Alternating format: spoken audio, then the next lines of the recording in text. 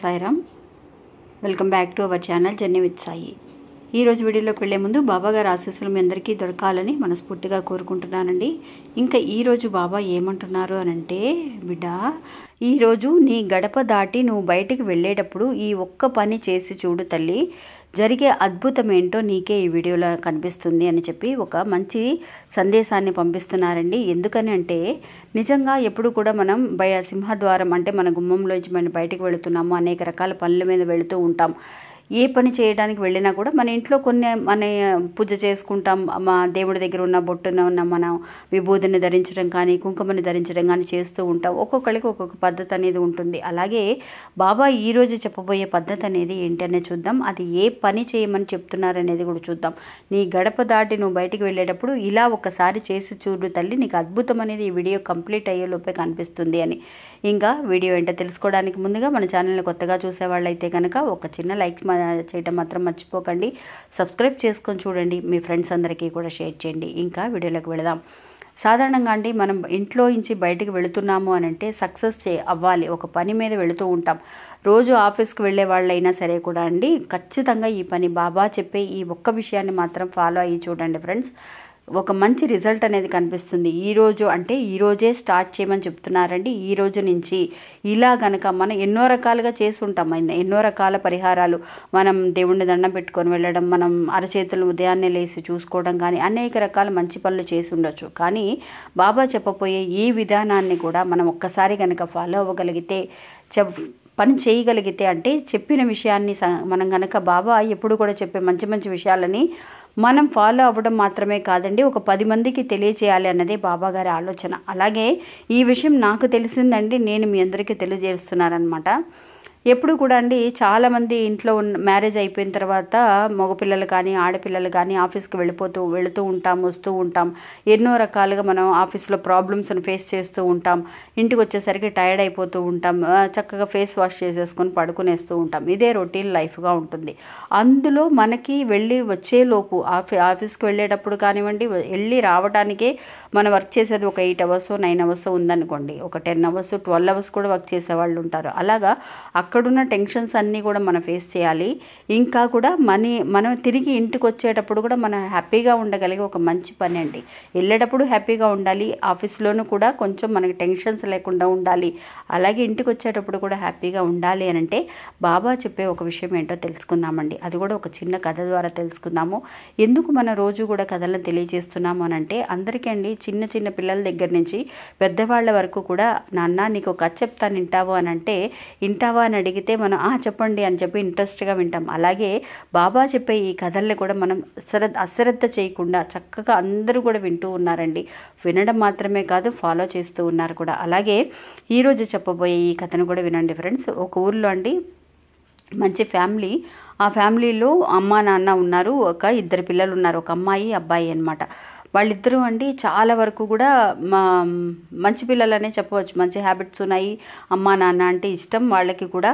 రోజు కూడా ఆఫీస్కి వెళుతూ ఉంటారు, వస్తూ ఉంటారు. 2 పిల్లలు చదివైపోయింది, ఉద్యోగాలు చేస్తున్నారనమాట. ఇద్దరు కూడా హ్యాపీగా ఉండేవాళ్ళు అనమాట. అంటే 4 కూడా ఫ్యామిలీలు హ్యాపీగా ఉండేవాళ్ళు. ఇలాగా ఉన్న సమయంలో ఏమైంది అని అంటే అండి, అమ్మాయి ఏమో కొంచెం మంచి ఉద్యోగం చేస్తుందండి. అమ్మాయికి కొంచెం శాలరీ అనేది బాగా వస్తుంది ఆ అబ్బాయి కంటే, అంటే కొడుకు కంటే కూతురికి కొంచెం శాలరీ ఎక్కువ.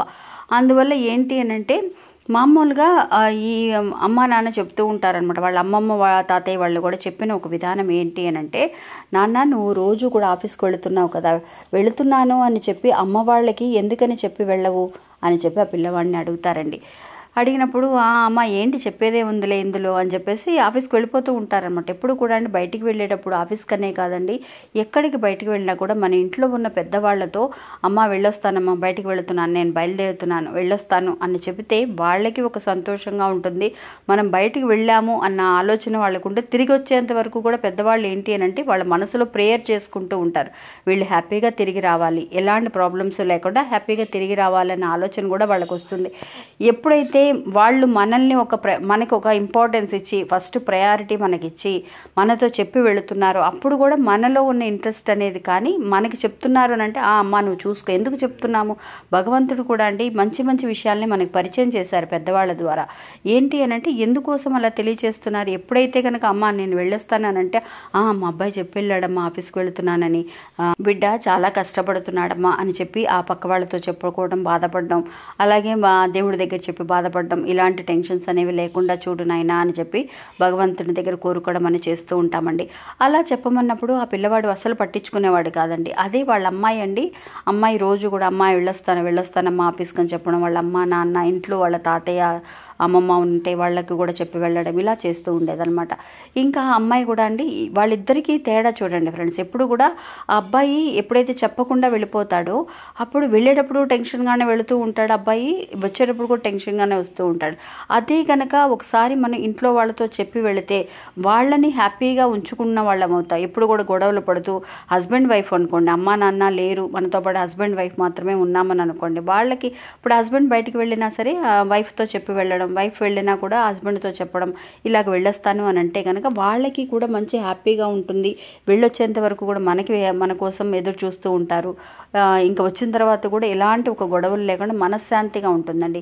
అలాగే అమ్మాయి ఎప్పుడు వెళ్ళేటప్పుడు హ్యాపీగా వెళుతూ ఉండేది. ఎందువల్ల వాళ్ళ అమ్మా నాన్నతో చెప్పాను కదా, ఈరోజు చెప్పకుండా వెళితే మాత్రం అక్కడికి వెళ్ళిన తర్వాత అయినా సరే ఫోన్ చేసి అమ్మ నేను ఈరోజు పొద్దున్న చెప్పడం మర్చిపోయాను, నేను వెళ్ళే టైంకి ఆ నాన్నగారు ఇంకా లెగలేదు, నువ్వు చెప్పేసేయమ్మా అని చెప్పడం కానీ, ఇలాంటి చిన్న చిన్న పద్ధతులన్నీ కూడా మనం నేర్చుకుంటూ ఉంటే కనుక మంచి ఒక మనసుకి మనశ్శాంతి అనేది ఉంటుందండి. అలాగే ఈ అమ్మాయి ఎప్పుడు వచ్చినా కూడా హ్యాపీగా ఉండడం అనేది ఆ పిల్లవాడు చూసేవాడు అనమాట. ఎప్పుడు ఈ అక్క తమ్ముళ్ళు మాట్లాడుకునేవాళ్ళు అండి.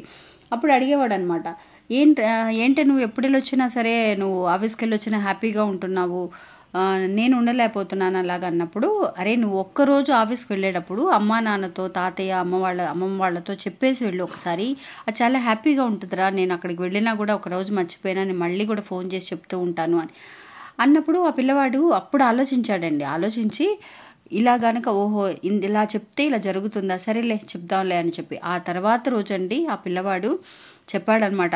ఆఫీస్కి వెళ్ళేటప్పుడు అమ్మ నీతో ఒక విషయం చెప్పడం మర్చిపోయాను నేను అని చెప్పి వాళ్ళ అమ్మగారిని పిలిచి మరి సరేమ్మా ఆఫీస్కి వెళ్ళొస్తాను నేను అని చెప్పి వాళ్ళ అమ్మగారికి వాళ్ళ నాన్నగారికి చెప్పేసరికి వాళ్ళు ఎంత సంతోషపడ్డారంటే, ఏంటా ఈ అబ్బాయి ఎప్పుడు చెప్పడే, అసలు ఇంట్లో ఉన్నాడో వెళ్తున్నది తెలీదు వచ్చేది తెలియదండి ఆఫీస్కి, అలాంటిది ఇలా చెప్పేసరికి వాళ్ళకి ఎక్కడ లేని సంతోషం అనమాట. అలాగా పిల్లలకి మనం చెప్పడం నేర్పించడం అలా గనక చేయగలిగితే అండి ఒకసారి మనకి ఉన్న ప్రాబ్లమ్స్ అన్నీ కూడా మాయమైపోతాయి అన్నమాట. ఒక్కసారి బాబా చెప్పినట్టుగా ఇలా కనుక ట్రై చేసి చూడండి ఫ్రెండ్స్. ఇంతవరకు ఎవరైనా కనుక చెప్పకుండా వెళ్ళి ఉంటే కనుక ఇంట్లో హస్బెండ్తో కానీ వైఫ్తో కానీ అమ్మా నాన్నతో చెప్పకుండా వెళ్ళే వాళ్ళైతే కనుక ఒక్కసారి ఇలా ప్రయత్నించి చూడండి. నిజంగా ముందు ఉన్న దానికంటే మనం ఇప్పుడు ఎలా ఉన్నాము అనే విషయం అనేది నిజంగా వీడియో కంప్లీట్ అయ్యేలోపే మనలో మనం రియలైజ్ అవుతాం, మనం నిజంగానే అవును కదా నేను ఏ రోజు చెప్పాను మా అమ్మ నాన్నతో నేను చెప్పలేదు కదా అన్న ఒక రియలైజేషన్ మన మనసులో వస్తుంది చూసారండి. అదే వీడియో కంప్లీట్ అయ్యేలోపు బాబా చూపించే అద్భుతం. రేపే చెయ్యాలి, రేపటి నుంచే చెప్పాలి అని అనుకుంటాం చూసారా, అది ఇంకొక అద్భుతం కూడా అండి. ఒకసారి ఇలా ఆలోచించి చూడండి, మంచి జరుగుతుంది. నమస్తే, సాయిరామ్.